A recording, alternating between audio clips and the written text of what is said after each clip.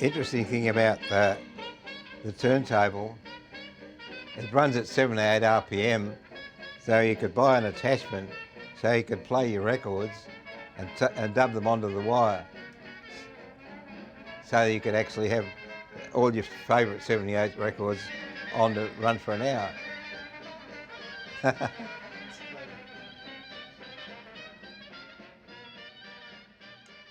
Then the next step was to acquire a tape machine, which Max Beyer made extremely good tape machines. A lot of people you'd remember the Beyer 77, the red case one that they made for the Olympic Games. And the ABC, being the host broadcaster, provided all these booths with these Beyer 77s, which I think they were quite amazed at how very good these machines were and the quality of them. And I don't have that machine anymore, but a few people have got them. I'd love to acquire one again. So with that, I then I started my own record label in about 54, thereabouts, putting out not jazz records so much as barroom piano music sort of stuff, which was all the rage in England, with some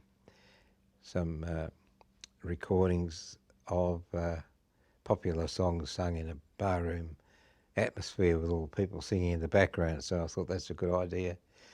So I got with Graham Bell, who organised a band, and we recorded a series of records called Frisco Joe's Good Time Boys with Smacker the Singing Barman. And all the naming came about through Smacker, who was a jazz singer around the time, and he was in fact a barman at the Darnham Hotel just out of Warrigal, and he used to motor down to Melbourne to do things, but the whole idea sounded like a great idea, Graham Bell organising a band. We took the band up to the pub in Darnham. Pubs were closed on Sundays then, so we set up the Beyer machine, and I had a mixer with about 6-channel mixer. And we set that up and recorded all these How You Going Down on the Farm and Barefoot Days, Mandy, popular songs, and put them out on 78s. 45s hadn't happened then. And they were pretty good success.